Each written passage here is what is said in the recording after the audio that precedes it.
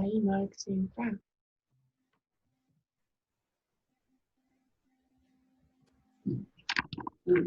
Oi, pastor, tudo bem? Tá?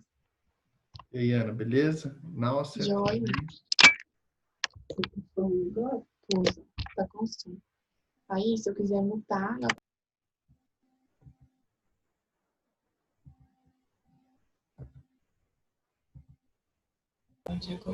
Ei, pastor. E aí, tudo bem?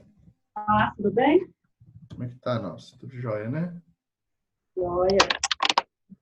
Estão em casa ou no sítio? em casa, a gente só vai semana que vem pra lá de novo. E como é que tá funcionando aí o curso de odontologia? Como é que vocês estão fazendo? Ah, a gente tá parado, né? Tá sendo só as aulas online mesmo. Esperando pra ver quando que vai voltar pelo menos as práticas, sabe? Porque eu acho que até esse final do ano a gente só vai ter teórica online mesmo. Uhum. E as práticas a gente tá aguardando Você pra tá em ver qual quando que vai período? ter as liberações. Tô no quinto. Legal. É uma pena, né? Todo mundo foi prejudicado É. com isso, né? Aqui, eu tô assistindo a sua esposa no devocional. Ah, você tá vendo? Tá gostando? Tô adorando. Ah, que legal. Vou contar para ela. Ela vai gostar de É. saber. Inclusive, ela vai fazer hoje, 10h30. Eu terminando a aula, ela vem para cá. Pois é, eu tô gostando muito. Vou comentar com ela, ela vai gostar de saber. Obrigado por avisar aí. Eu fiquei lá esperando, eu confundi. No outro seminário, a aula era 7 horas, então eu fico com esse horário sempre na cabeça, sabe? Quando eu dou aula.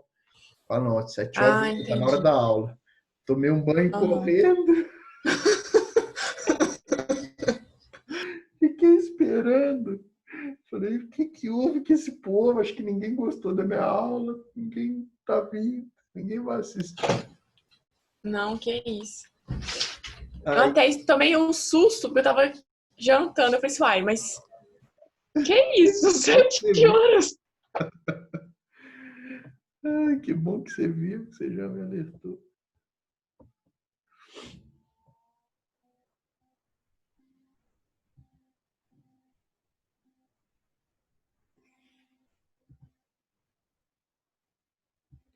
A volta chegando.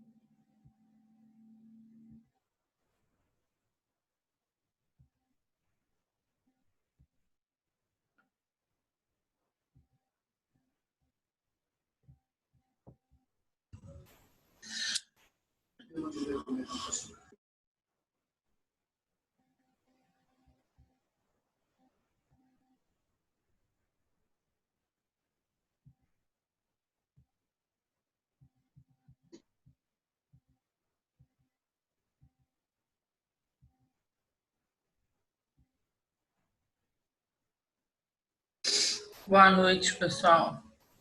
Boa noite, tudo bem? Tudo bem, senhor? Tudo ótimo. Então, mais alguns minutinhos e nós vamos começar. Eu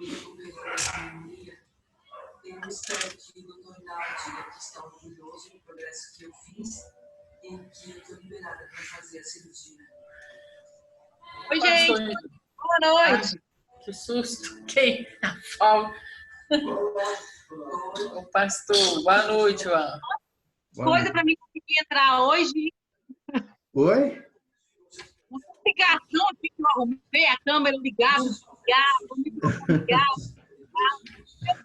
Quando saiu do hospital, você chegou a 247 quilos. Então, perdeu apenas 9 quilos. Claudemira está chegando na área. Mas a Brenda perdeu quase 23 quilos nesse mesmo período. E a Brenda nem sequer fez a cirurgia ainda. E o que está acontecendo com você? Acho que eu estou comendo coisas erradas. Acha isso engraçado? Escute uma coisa. Você fez um bypass gastric. Eu fiz um bypass perder peso. Para perder peso. E não está perdendo peso. Eu não como mais de 1/3 do que eu comia antes de você fazer a cirurgia. Não está fazendo perguntas que eu já nem sei mais o que eu tenho que responder. Por que está falando? Está escolhendo comer demais e acha que tudo bem? Não, eu não acho que está tudo bem, não. Então, o que é que está... Pessoal, ficou bom a exibição assim para vocês, no modo de apresentação? Tá legal de ver? Tá ótimo. Você fez tudo direitinho até fazer Então tá bom. e agora está fazendo esse tipo de jogo e acha Vocês conseguem me ver também, paralelamente, ver meu rosto? que eu estou fazendo o jogo. Eu fico comentando. Eu consigo manter. Sim. É assim que funciona. Você vomita porque Então eu já quero dar início, pessoal. Nós já estamos caminhando para 8h10 e nós temos bastante conteúdo para conversar, então acho que vale a pena nós já irmos dando início.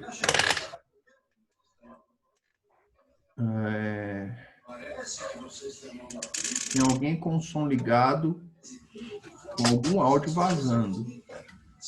Confira aí, confira se é você, Claudemira. Aí, acho que você sou. Ok, pessoal. Vamos conversando sempre naquele esquema, tá? A hora que vocês quiserem, vocês podem me interromper, podem pedir para eu repetir alguma coisa que vocês queiram anotar, dizer que o áudio não está bom ou que está bom. Vamos tentando dialogar o máximo possível para a gente poder, né, se sentir mesmo integrados, conversando, e eu sentir também a ressonância aí de vocês, sabendo que vocês estão ouvindo, que vocês estão entendendo o que está sendo exposto, tá? Então, é só um reforço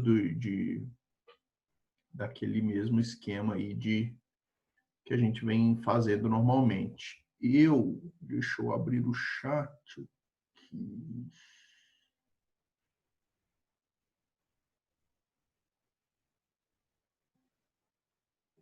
Deixa eu ver.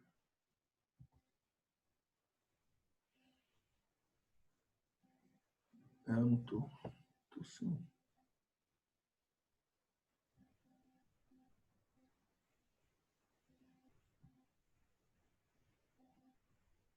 Bom, se por algum motivo eu não interagir com o chat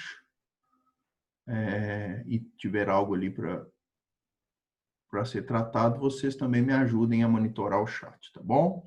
Mas vamos tentar falar o máximo, solte o seu som aí, se expresse, eu quero ouvir a sua voz, eu quero me sentir também participante dessa reunião, né? Nós estamos reunidos como Igreja de Jesus, como corpo de Cristo, e isso é um exercício de comunhão, sabia? A aula do seminário, da escola de profetas, é um exercício de comunhão entre a igreja.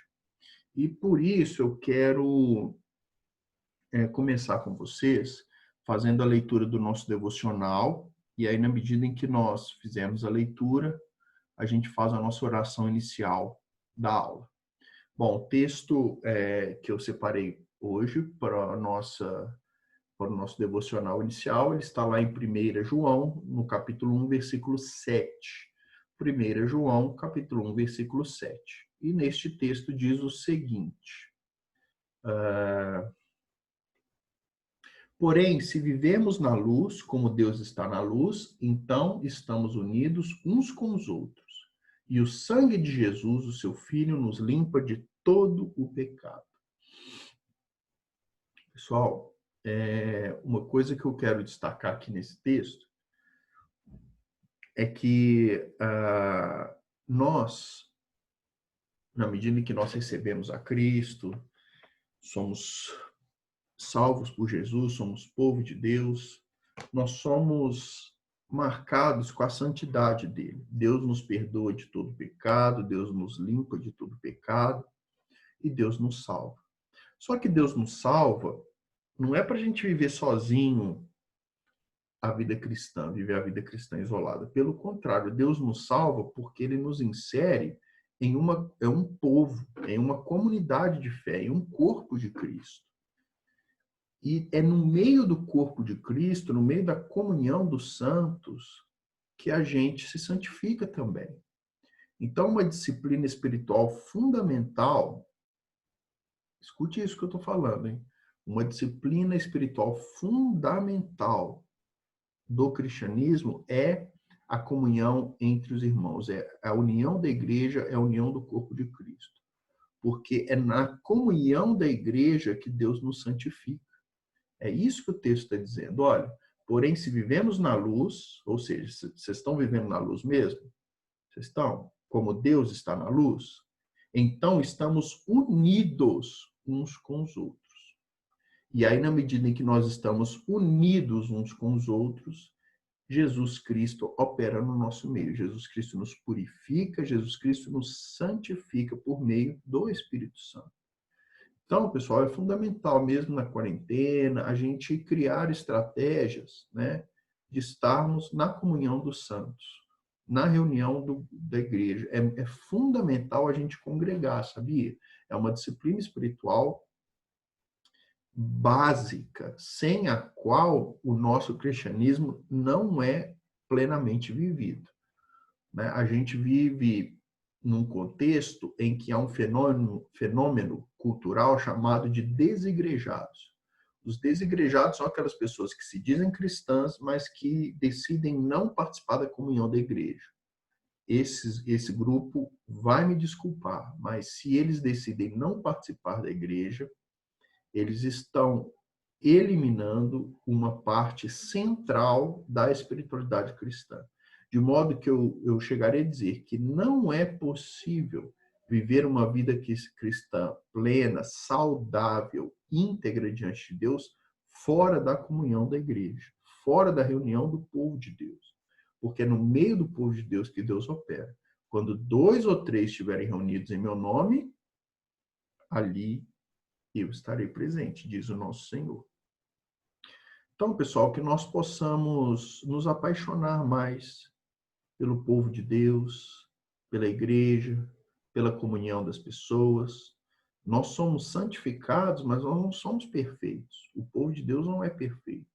Pelo contrário, basta você conviver um pouquinho, e eu sei que vocês são todos crentes maduros aqui, que já têm uma estrada na igreja, um tempo de convivência na igreja, você sabe das imperfeições da sua igreja local. Toda igreja local tem vários problemas. Só que isso não pode ser obstáculo para a gente entender o poder espiritual que está por trás da reunião do povo de Deus. Porque é no meio desse povo imperfeito, do qual nós fazemos parte, nós estamos inseridos nessa questão, porque nós também temos defeitos, na comunhão em que nós nos santificamos, em que nós nos tornamos melhores. Quantas vezes você já não saiu do culto, vendo aquele louvor, a igreja cantando, orando uns pelos outros, e você já não saiu de lá com a sensação de mais santidade, por estar naquele ambiente. Então, a reflexão de hoje é nesse sentido, tá bom? Nós estamos tratando aqui de teologia, de um tema da teologia sistemática, e eu queria dizer para vocês com muita segurança, não existe teologia saudável fora do ambiente da igreja. A teologia, ela serve à comunhão dos santos, à comunhão do povo de Deus. Porque é no meio da comunhão do povo de Deus que Deus manifesta a sua verdade, tá bom? Então, vamos orar pedindo para Deus abençoar a nossa aula. Senhor Deus, nós te louvamos, te engrandecemos, te exaltamos, magnificamos o Senhor, Pai. Porque só o Senhor é santo, só o Senhor é digno, só o Senhor é aquele que exerce misericórdia abundante sobre nós, Pai. E nós, reconhecendo, Pai, as nossas fraquezas e as nossas limitações, pedimos que neste momento, Pai, em que nós estamos reunidos aqui enquanto igreja do Senhor, que o Senhor abençoe os nossos corações, que o Senhor toque a nossa vida, que o Senhor nos santifique, Pai, como foi lido aqui na Tua palavra, que nós possamos andar na luz, que nós possamos andar na pureza, na santidade do Senhor. E que nós tenhamos hoje esse privilégio, Pai, de experimentarmos a pureza do Senhor na medida em que nós estamos reunidos aqui enquanto povo de Deus, enquanto igreja de Jesus Cristo. Que o Senhor nos abençoe, nos fortaleça, no nome de Jesus. Amém. Amém. Quem pode dizer um amém? Quero ouvir os Amém. amém. Amém. Amém. Amém. Amém. Graças a Deus. Pessoal, então, o Samuel acabou de chegar também. Nós estamos dando sequência ao nosso estudo. Espera aí que minha tela soltou aqui. Deixa eu me abaixar.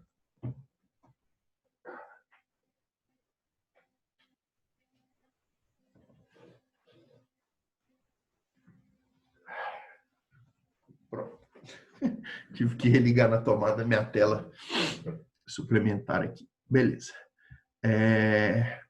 Então, nós estamos caminhando no nosso estudo.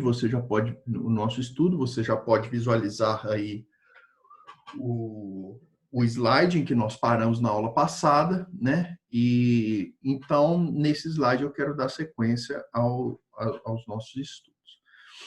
Nós estamos tratando dentro da área da cristologia, que agora vocês já sabem que é uma disciplina da teologia sistemática, ou seja, é um dos grandes temas bíblicos, que nós procuramos identificar os textos bíblicos que tratam desse tema, e na medida em que nós fazemos o levantamento desses textos bíblicos que nós encontramos relativos a esse tema, a gente tenta harmonizar, né? A gente tenta dialogar, fazer com que esses textos interajam entre si, e a partir do encontro desses textos, a gente extrair deles uma doutrina, um conhecimento, algo que vai fundamentar a nossa fé.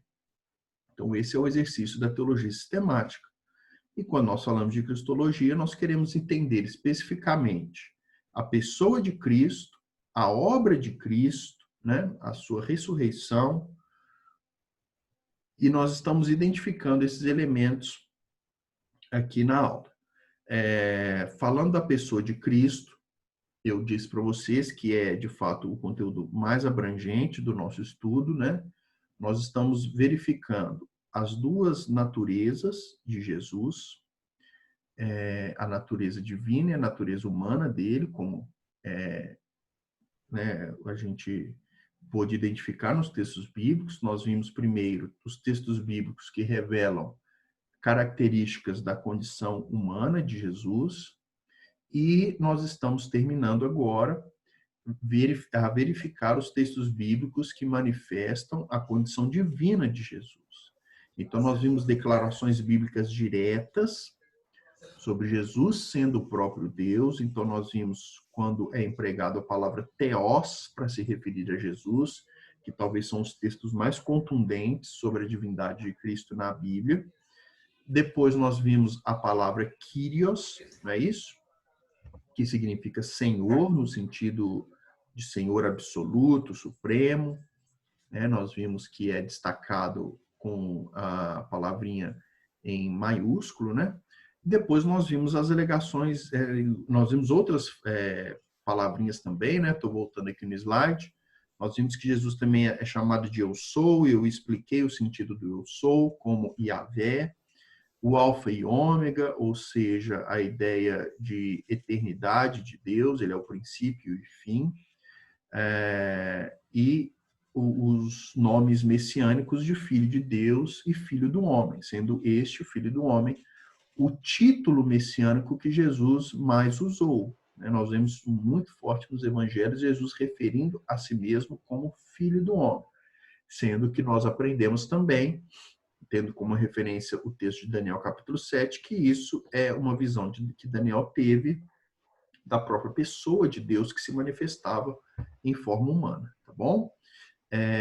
Depois nós entramos nas alegações bíblicas diretas e eu tentei destacar bastante a veemência do texto da cura do paralítico e demonstrando para vocês como que os mestres da lei ficaram horrorizados quando Jesus declarou que os pecados daquele homem estavam perdoados. Então, aquilo gerou uma comoção muito grande, porque as pessoas sabiam, especialmente os doutores da lei que estavam ali presentes, eles sabiam que na medida em que Jesus dissesse que estava perdoando os pecados, ele estava inferindo que ele era o próprio Deus, porque na mentalidade judaica, a única autoridade, quem perdoa pecados é o próprio Deus. Então, o sacerdote, por exemplo, né, no caso do Antigo Testamento, ele liberava o perdão, ele declarava a pessoa perdoada na medida em que aquela pessoa cumpria os requisitos dentro do templo, o sacrifício de animais, os ritos necessários, para que, em obediência à lei de Deus, fosse compreendido que aquela pessoa estava perdoada. Então, o sacerdote ele não perdoava pecados, ele fazia todo o cerimonial, ele fazia todo o cumprimento da lei para que o Deus perdoasse o pecado das pessoas. Então, quando Jesus vem e diz que os seus pecados estão perdoados, ou seja, eu estou dizendo que você está perdoado, obviamente é uma manifestação maravilhosa da divindade de Jesus. Nós podemos pedir perdão para Cristo, nosso Senhor, o nosso Deus. E nós encerramos, então, e aí eu quero começar, eu fiz uma pincelada bem rápida, sobre o fato de que Jesus também recebeu adoração. Então, se nós formos lá em Mateus, no capítulo 15, deixa eu colocar o texto aqui, Mateus 15, verso 25, você vai ver no texto, a mulher cananeia dizendo o seguinte, o texto dizendo o seguinte sobre ela. Ela, porém, veio e o adorou, dizendo, Senhor, socorre. Ela, porém, veio e o adorou, dizendo, socorre-me. É curioso que Jesus não repreendeu ela por ela o ter adorado. Se você for no versículo 26, eu estou conferindo aqui na minha tela, então ele respondendo disse, não é bom tomar pão dos filhos e lançá-lo aos cachorrinhos. Então, Jesus recebe a adoração daquela mulher, o texto diz isso, e Jesus não a repreende por isso. Então, Jesus recebe a adoração. Nós vemos na Bíblia que quando anjos, algum personagem bíblico tentou adorar anjos, os anjos se recusaram a receber a adoração. Não foi assim? Não é assim com Gideão, não foi assim com Zacarias, que viram a manifestação do anjo, tentou...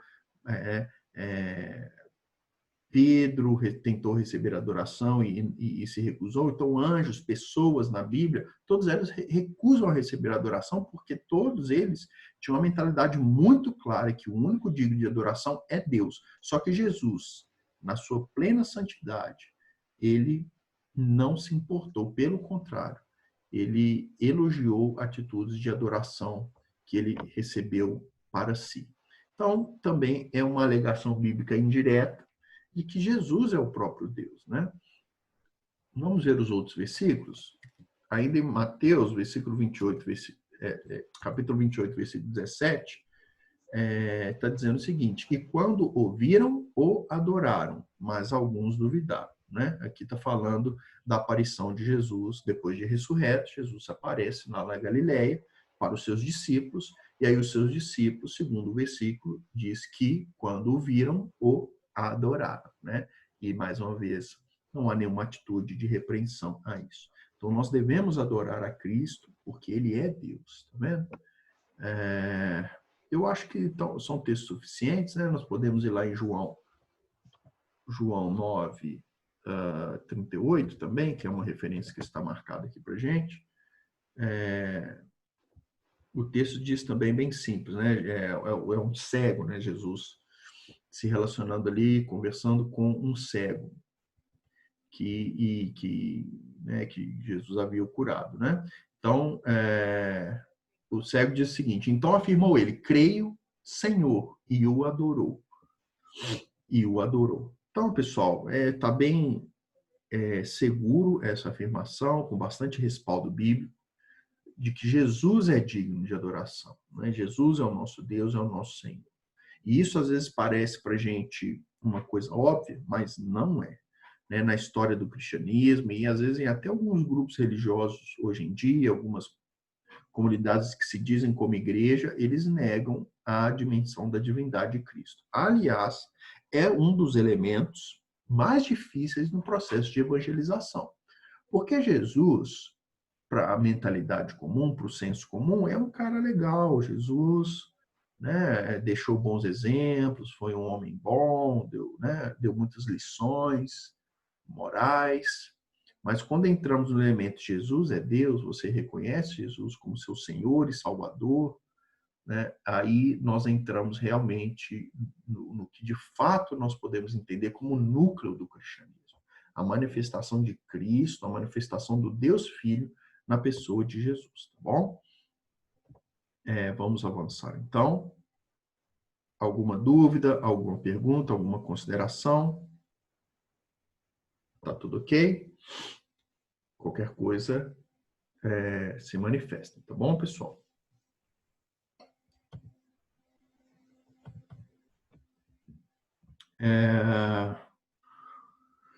Aqui nesse slide vai tratar de um tema específico, eu não vou ficar aprofundando nele, tá bom? É só uma teoria que surgiu lá no século XIX, na Inglaterra e na Alemanha, chamada teoria da kenosis, que é uma interpretação do que quer dizer Filipenses capítulo 2, versículo 7. Então vamos lá, Filipenses 2:17, é um texto bem famoso, diz o seguinte: entretanto mesmo... Filipenses 2:7.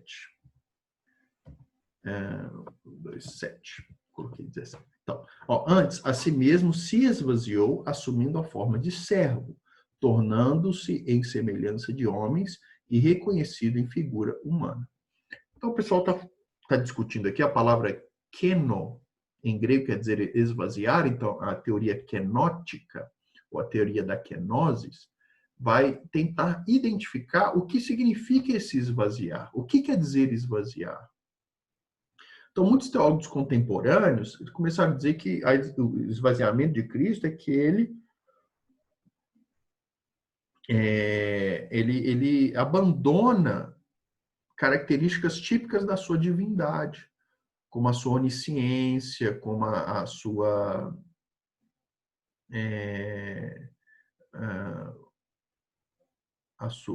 onisciência, a sua onipotência, né?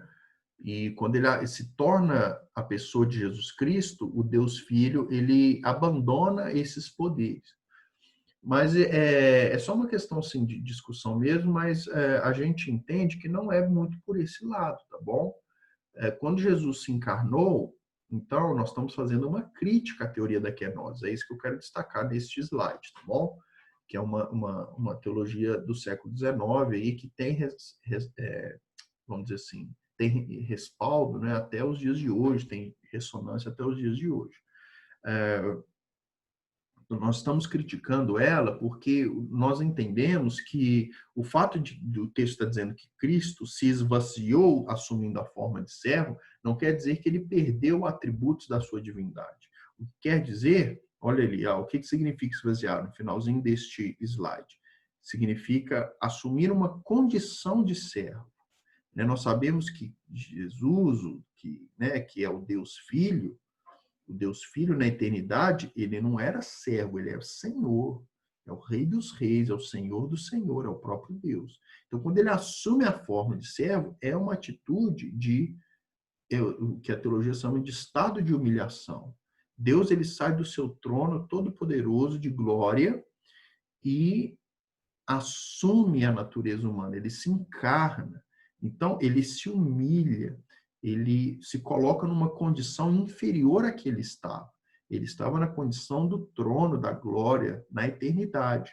E agora ele está na condição de ser humano, limitado às condições do tempo, limitado a fraquezas humanas, limitado ao corpo humano. Então, o que a teologia vai chamar dessa condição de estado de humilhação. Então, muito cuidado quando for interpretar esses textos bíblicos, tá bom? Este é um dos textos mais delicados da gente interpretar. Assim mesmo, se esvaziou assumindo a forma de servo. Então, o se esvaziar é deixar o seu trono de glória e não perder algum do seu atributo, tá? Jesus, o Deus Filho não era menos Deus. É isso que eu quero dizer. O Deus Filho, ele não era menos Deus quando ele assumiu a encarnação em Jesus Cristo. Ficou claro isso, pessoal? É um dos pontos delicados da nossa matéria, que é importante que você entenda. Em Jesus Cristo, o Deus Filho, quando ele se encarna na pessoa de Jesus Cristo, ele se torna a pessoa de Jesus Cristo, ele não reduz, vamos dizer assim, a sua divindade. Ele não é algo inferior, ele não é menos Deus, simplificando a fala, do que ele era na eternidade junto ao Pai. Tá bom? Se estiver bom, me dá um joinha aí, para eu ver que você está entendendo e está compartilhando comigo a explicação. Avançando mais um pouquinho.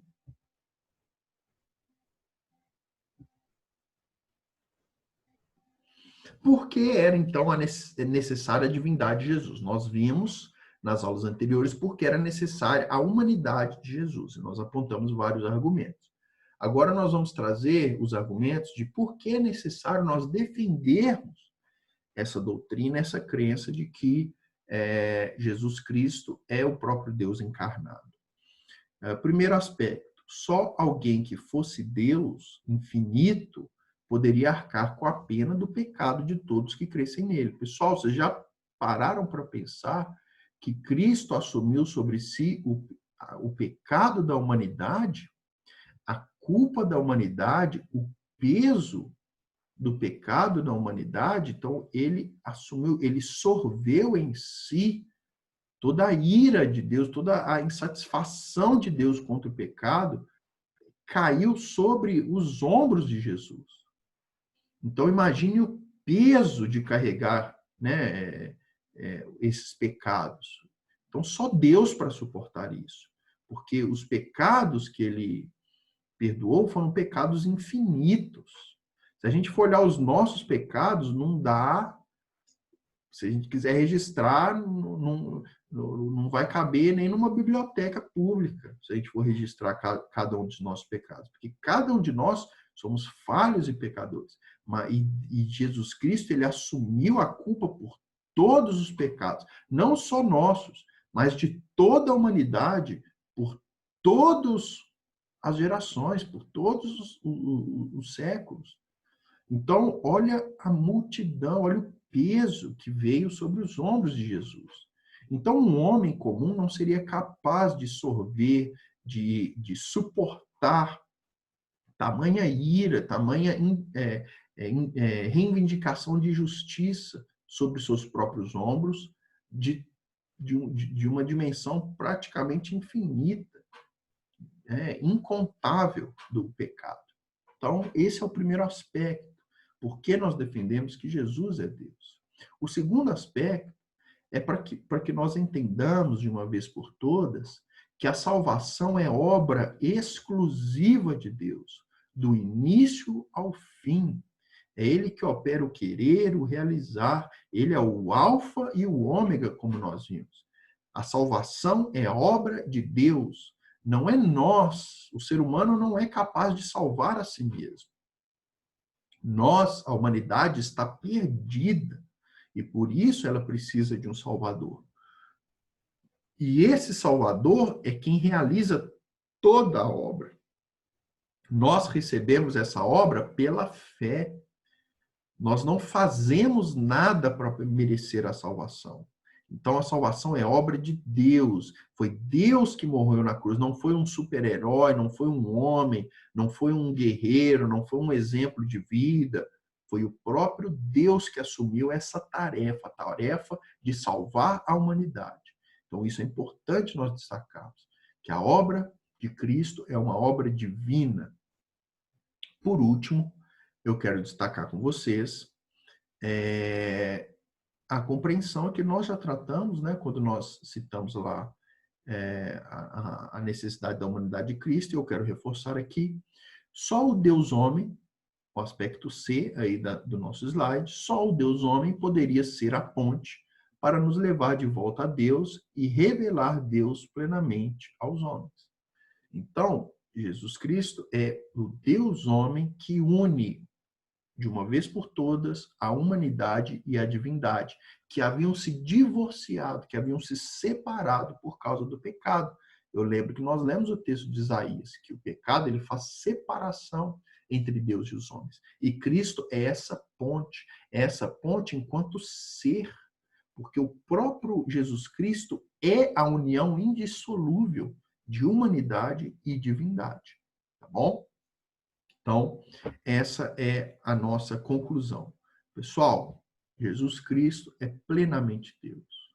E por isso ele é digno da nossa adoração. Talvez, né, eu queria te convidar aí para você falar uma palavra de adoração a Jesus Cristo, depois desse conteúdo aprendido. Falar, olha, Deus, o Senhor é santo, o Senhor é bendito, o Senhor é todo-poderoso, o Senhor é digno de glória, de honra. Quem sabe aí, fale alguma palavra, expresse alguma adoração que você tenha a Jesus mediante esse conhecimento. Veja que é um conhecimento sublime, pessoal.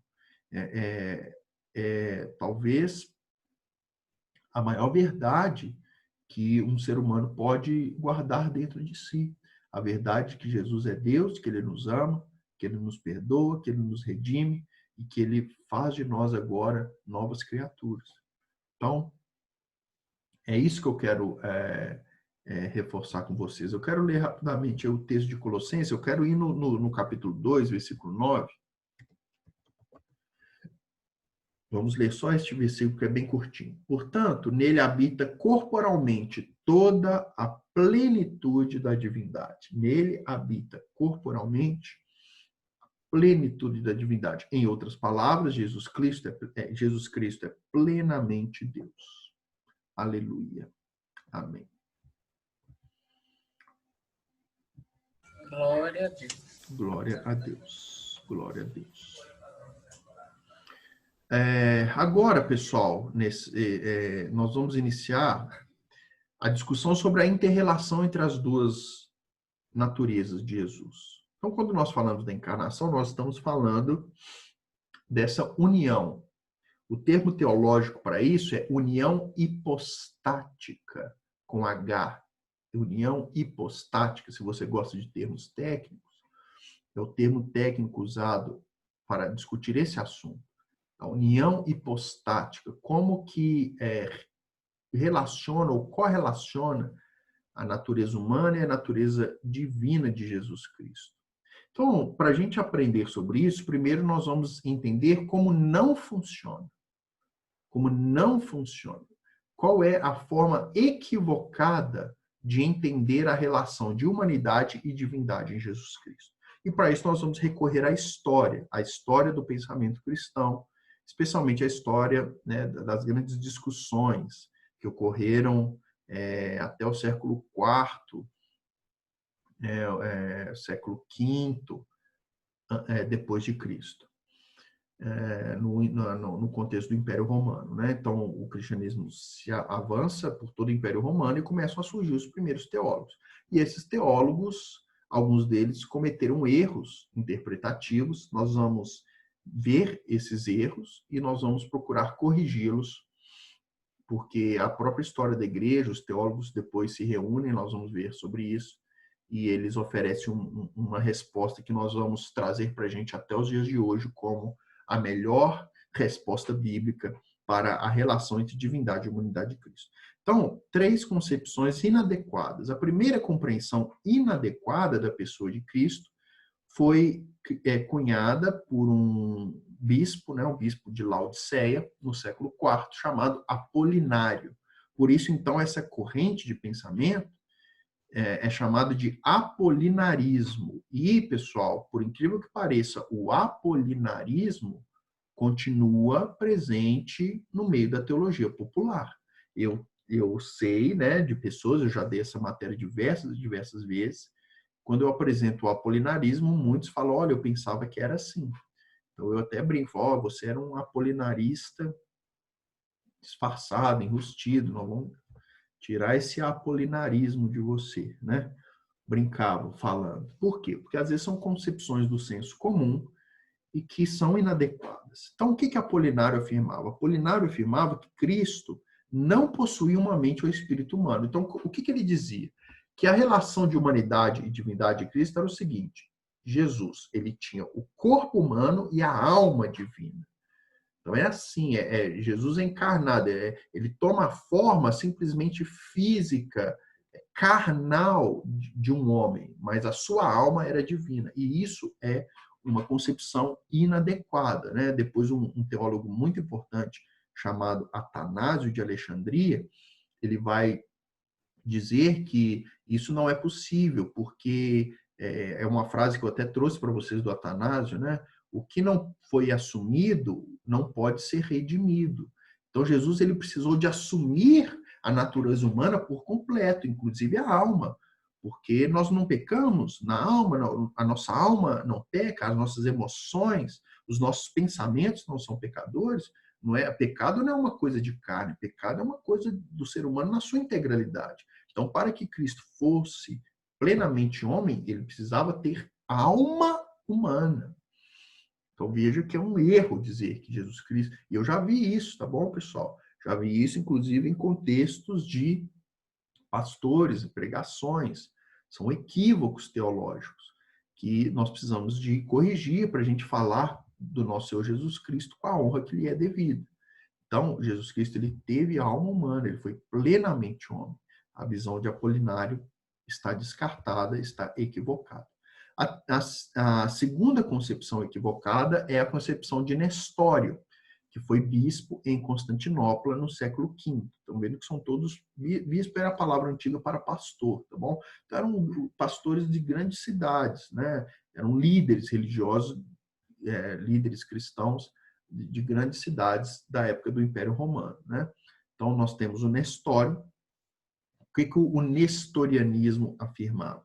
Ele afirmava que Cristo era composto por 2 pessoas, uma humana e uma divina. E o nestorianismo, talvez seja uma das heresias mais comuns que, às vezes, o crente, usando o senso comum, acaba caindo. Nestório ele fazia uma cisão muito grande entre a pessoa humana e a pessoa divina de Jesus. Então, ele entendia que em Jesus haviam 2 pessoas. E isso está errado. Jesus é uma pessoa só que tem 2 naturezas. Então, uma crença ligada ao nestorianismo é afirmar que algumas ações de Jesus foram típicas da manifestação do Jesus humano. Então, a pessoa fala assim, não, Jesus, ele ficou angustiado na cruz. Não, mas isso é o Jesus humano, porque Deus não fica angustiado. Vocês estão entendendo? Não, então foi Jesus. Quando Jesus perdoou pecados. Não, aí ele está manifestando-se como Deus. Então fica parecendo que Jesus é bipolar, sabe? É bipolar, tem alguma esquizofrenia, me perdoe a palavra, algum problema, né? Porque alguma hora ele age de um jeito, impulsionado por uma natureza, outra hora ele age de outra, impulsionado por outra natureza, e isso é equivocado, tá bom? Então, exemplos dessa crença. Jesus morreu na cruz e não Cristo. Está errado. Deus, na sua completude, morreu na cruz. Jesus teve sede e não Cristo, porque Deus não pode ter sede. Está errado. Por que eu quero afirmar bastante essa posição com vocês, pessoal? Muito importante. Talvez, eu diria que é um dos conteúdos mais centrais da nossa disciplina de cristologia. Entender esse aspecto. Como que relaciona a divindade e a humanidade de Cristo. O termo técnico cunhado na história é communicatio idiomatum. É uma palavra em latim. Communicatio idiomatum.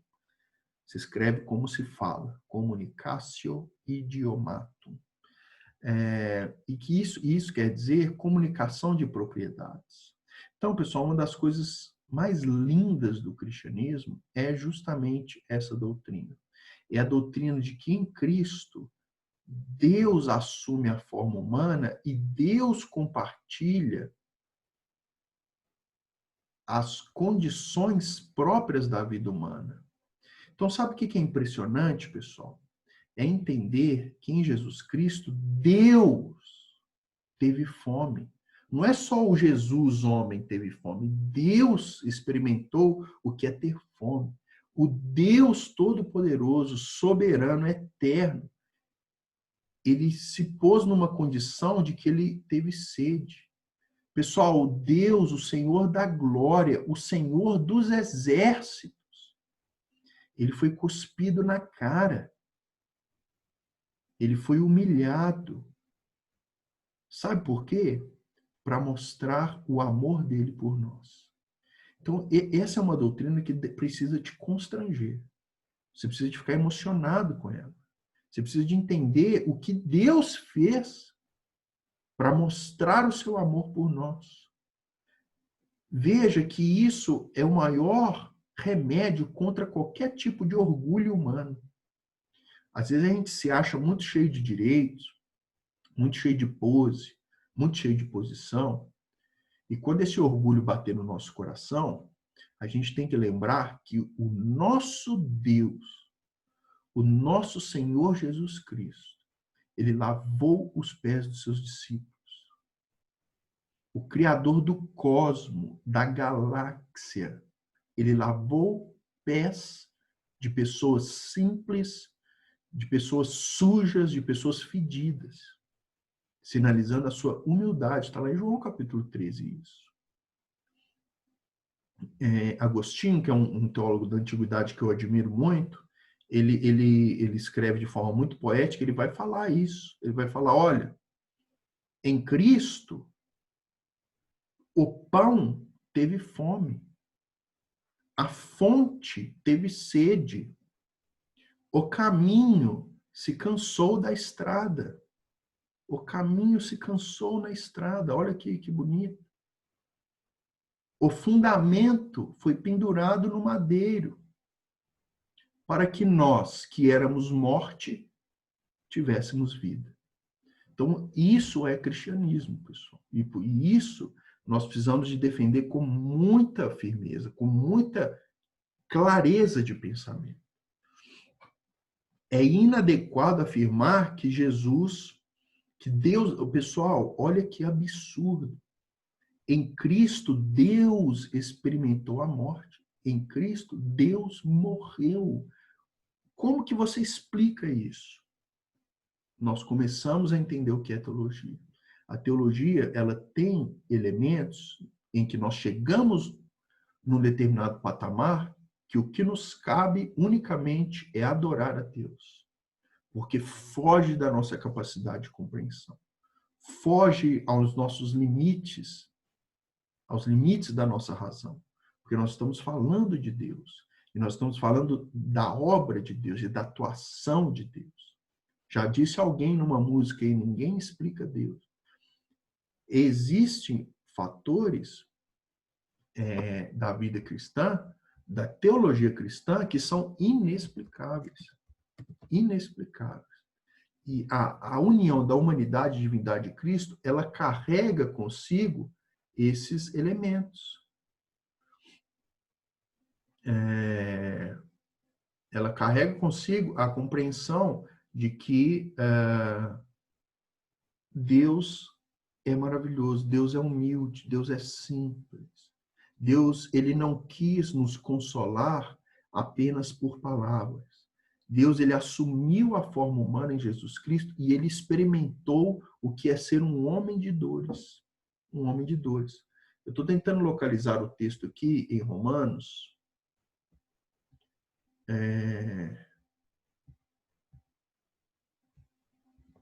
Deixa eu ver aqui. Eu dar a referência certinha para vocês, que é um exemplo que eu quero dar.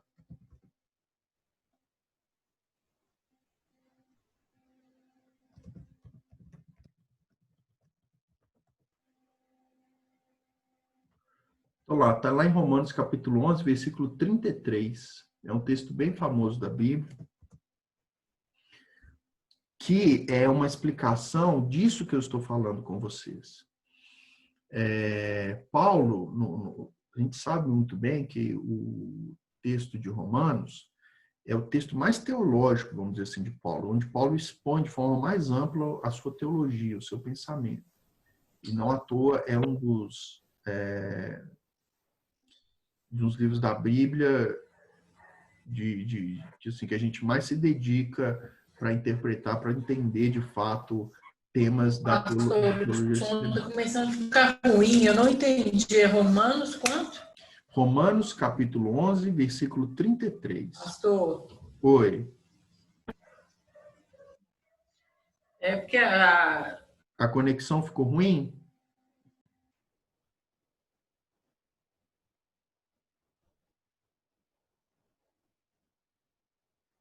Consegue me ouvir agora?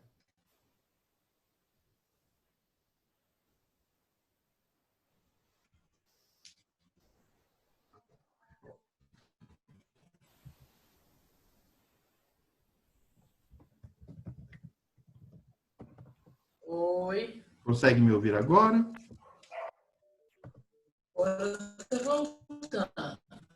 Está melhorando?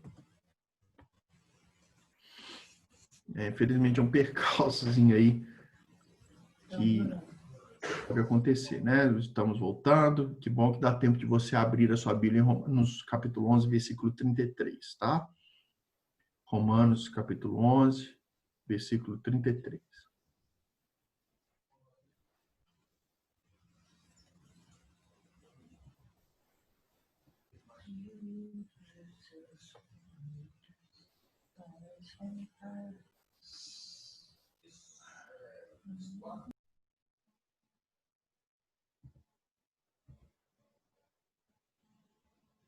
Espera aí que eu tô...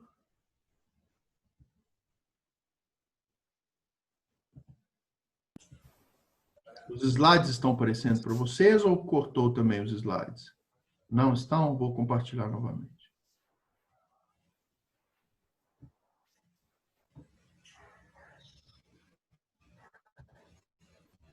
Pronto?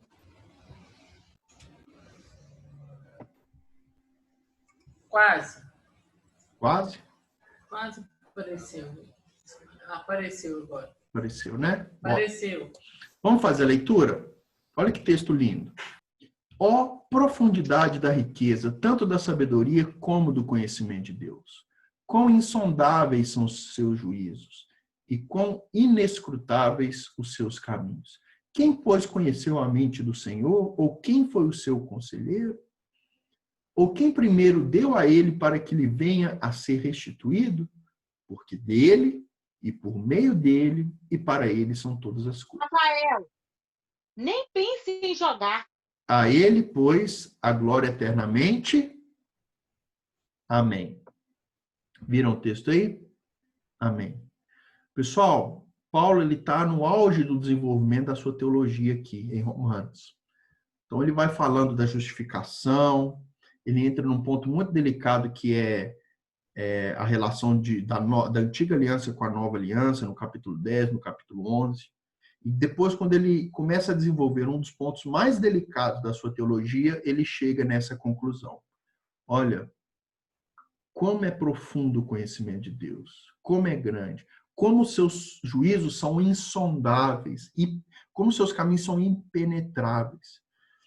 Quando eu olho para a união da divindade e humanidade de Cristo, eu me lembro muito desse versículo, porque é um dos exemplos do momento que a gente chega na teologia que o que nos cabe é adorar a Deus.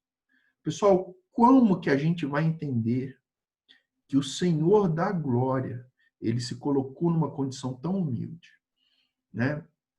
Tem uma frase que eu gosto muito, ela é atribuída a um teólogo muito complicado, né? Que é o Leonardo Boff, muito digno de ser questionado, mas a frase dele é brilhante. Ele diz o seguinte: todo menino quer ser homem, e todo homem quer ser rei, e todo rei quer ser Deus, mas só Deus quer ser menino.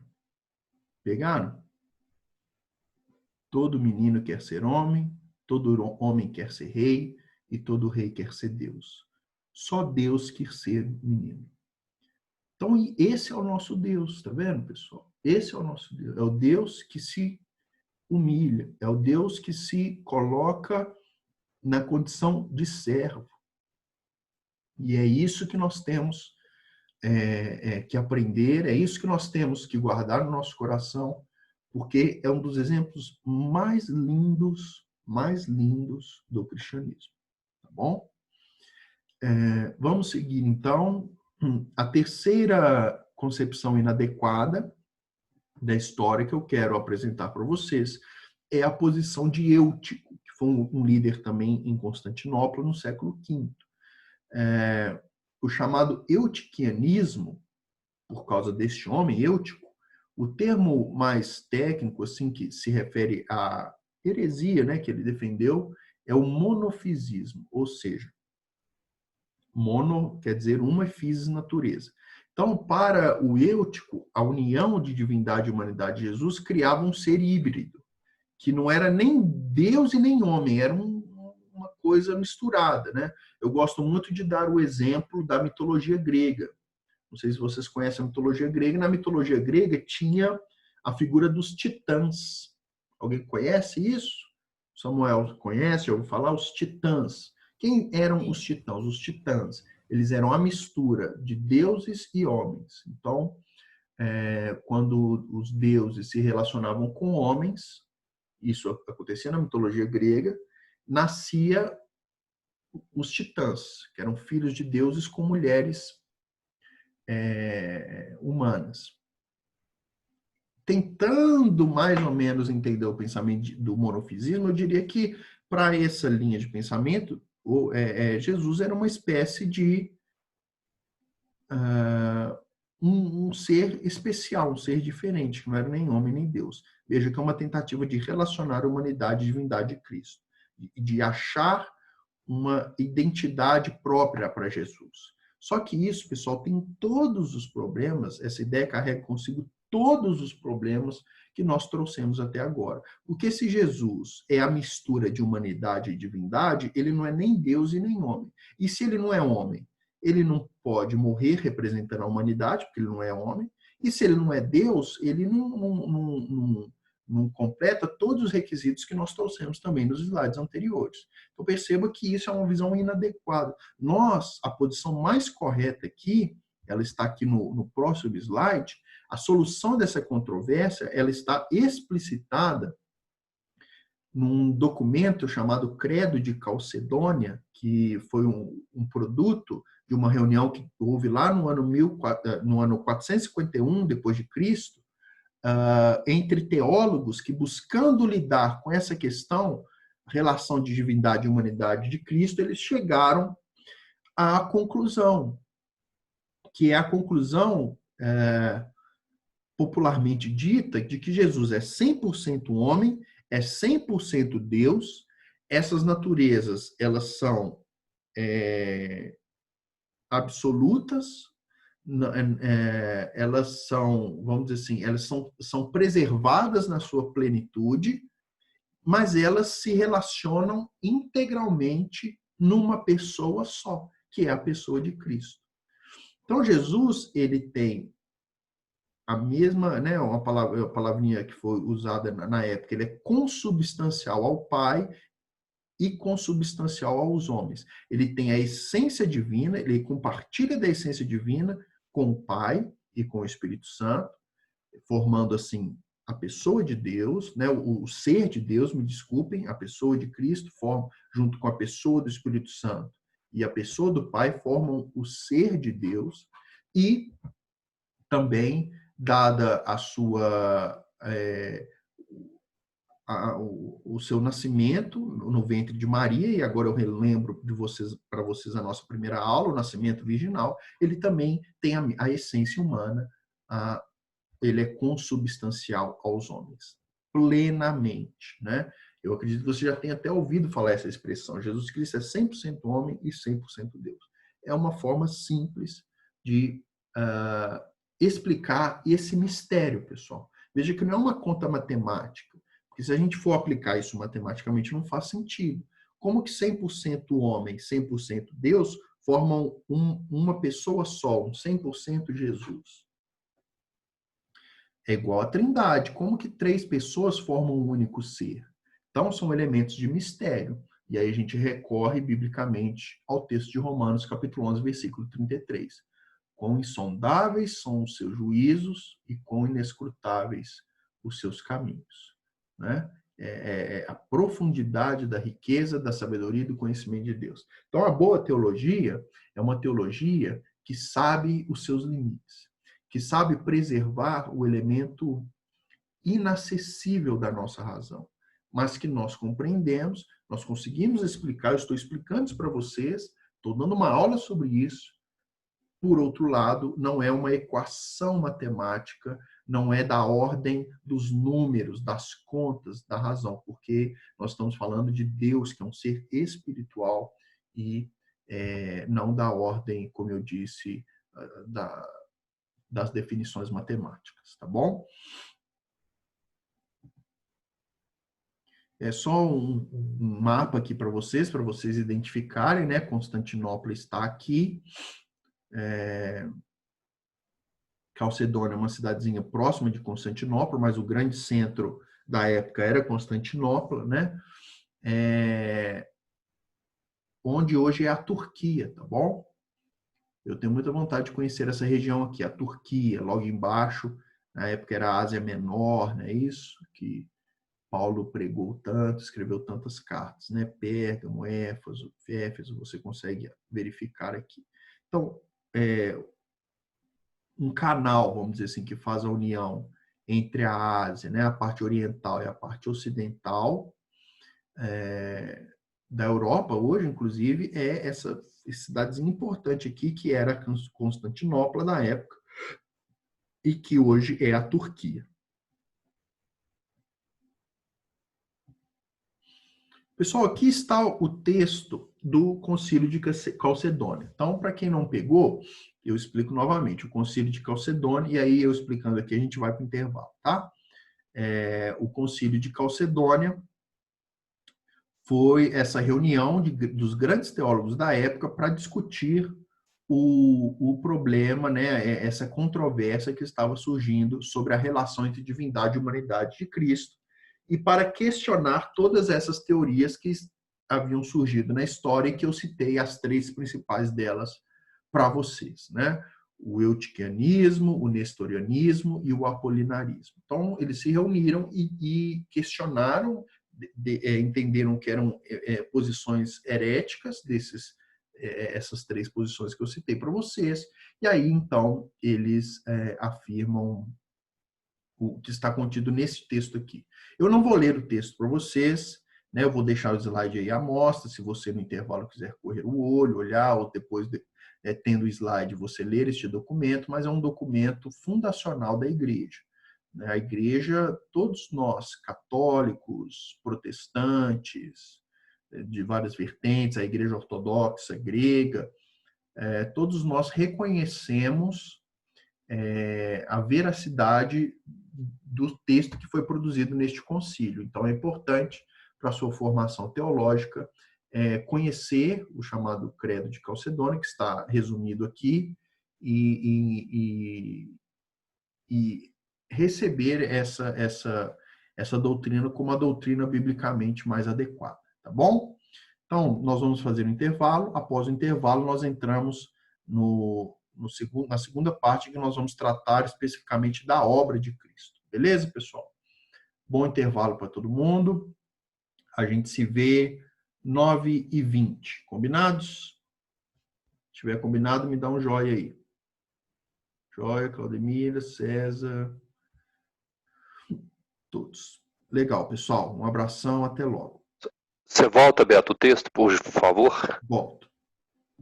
Obrigado. Vou deixar o texto aqui. Valeu.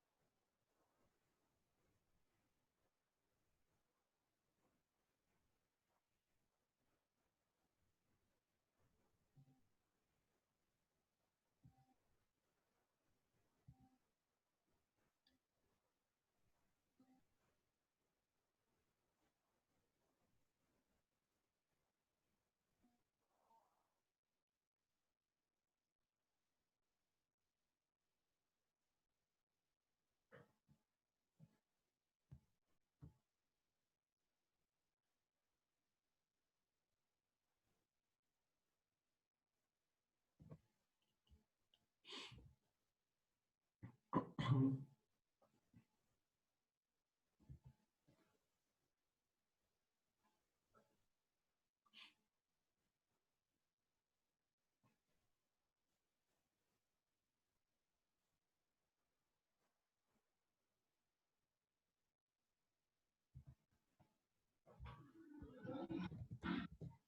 Oi, Sheila, tudo bem?